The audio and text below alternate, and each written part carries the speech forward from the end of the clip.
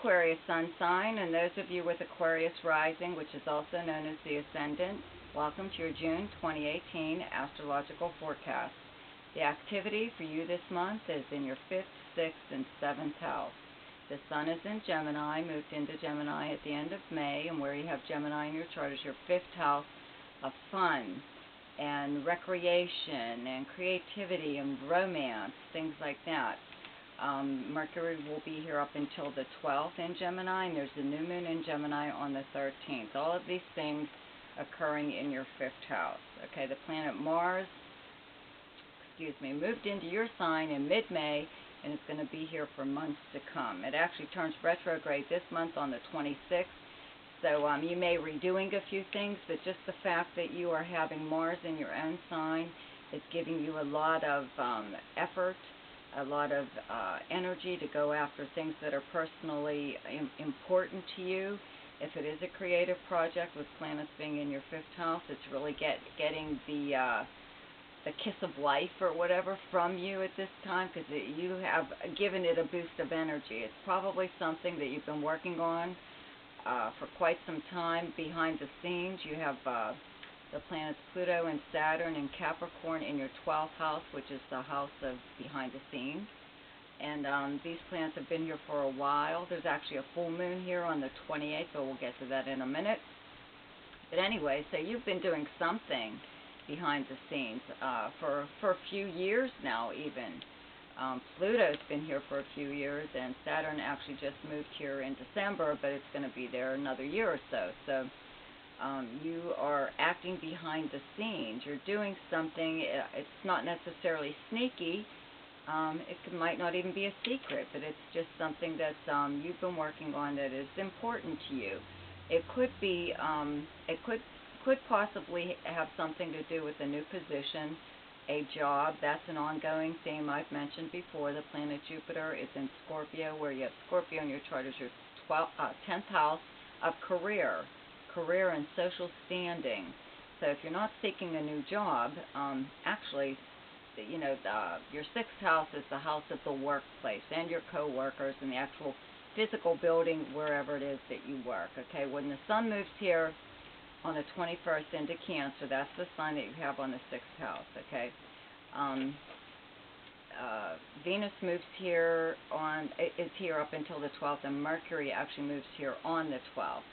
So you'll have all these planets in your 6th house of the workplace. So you could actually be working on behind the scenes, working at another job, maybe working 2 jobs, you know, maybe because you're not sure just yet if you want to leave your previous job, or you are actively seeking a new position somewhere, and that could be your big secret. You don't want anyone to know, you know, to know that you're looking for another position.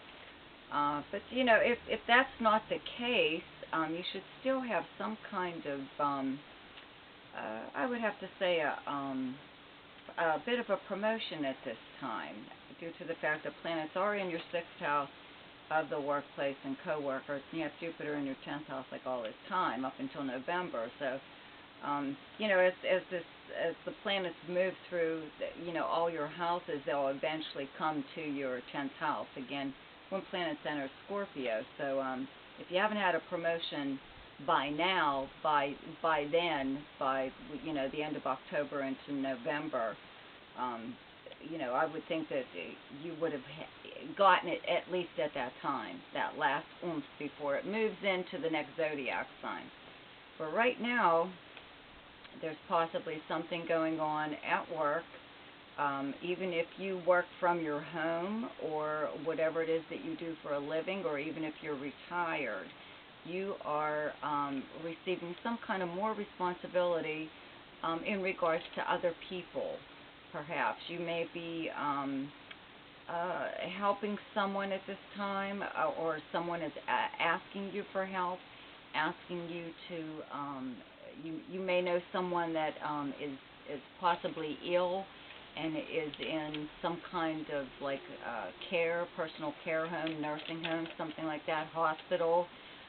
They could be asking you to help them out at this time, but it doesn't seem like it's physical. It looks it seems like you are going to be responsible for some things like their home or their mail or their bills or just helping them out in some way. Excuse me. Sorry, ready to sneeze here. Oh boy. Anyways, especially around the full moon. The full moon of the 28th, okay, occurs in the sign of Capricorn in your 12th house. And it could actually be leading up to this. Someone could be approaching you like the whole month, trying to see if maybe there's some way that you could possibly help them out. And around that time, they would probably just ask you or try to make arrangements with you. It's some kind, I can't say that there's any kind of benefit for you financially. It's just that just the fact that you seem to be someone that a responsible person, that they feel they can rely on you, and in some way or other they'll find some way to repay you, even if it's a favor or something that you may need at some time, or help that you may need eventually one of these days. Okay. Venus moves into Leo on the 13th, and Mercury actually moves here on the 29th, where you have Leo in your chart as your 7th house. Leo is your opposite sign. It's directly across from your first house. We won't cover Mercury until next month because it only just moved, except for those of you like born, at the end of January, let's say like January 21st, 22nd, something like that. That may be the only people that may be affected a little bit by Mercury being in just such low degrees. It will be directly across from your sun if you were born at that time in January, and it would be a time where you would get some kind of communication of some kind. That's pretty important. Or you could have some kind of an exchange with someone that a little bit of a profound kind of conversation. A lot could come out at that time, let's put it that way. That actually continues into July, but just the end of this month, just those last few days, are just those people born like January 20th, 21st, things like that. Anyways, so Venus being in Leo from the 13th on is directly across from your sun in Aquarius, or any other planets that you have in Aquarius, your rising sign, whatever. And it makes you, you have Mars in your first house. Like I said, Mars is a real go-getter, makes you go after things that are personally important to you. And with Venus across from your sign, it kind of makes you, go after, well, it's the romance planet, obviously. So romance could be on your mind, and you could be actually pursuing someone, but it could also work the other way around, as someone could be in hot pursuit of you. Works both ways there.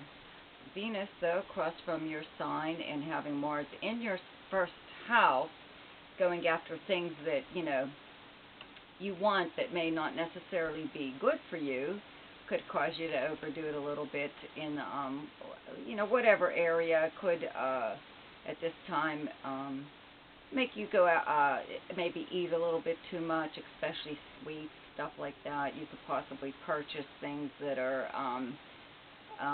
nice at the time, but after this transit leaves, you wonder, what was I thinking, or did I spend too much? Not that money is all that big in your chart right now, but it's just something to keep in mind. You may end up buying something kind of gaudy, or just something that you would never purchase at any other time.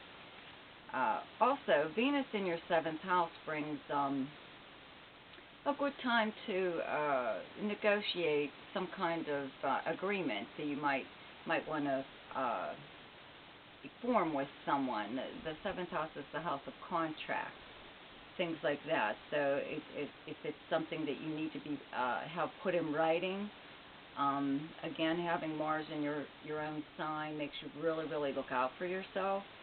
So at this time, people would be more open to negotiating more in your favor. Let's put it that way. The best time to do something each month is when the moon is in your own sign, and the moon is in Aquarius on the 2nd, 3rd, 4th, and 30th.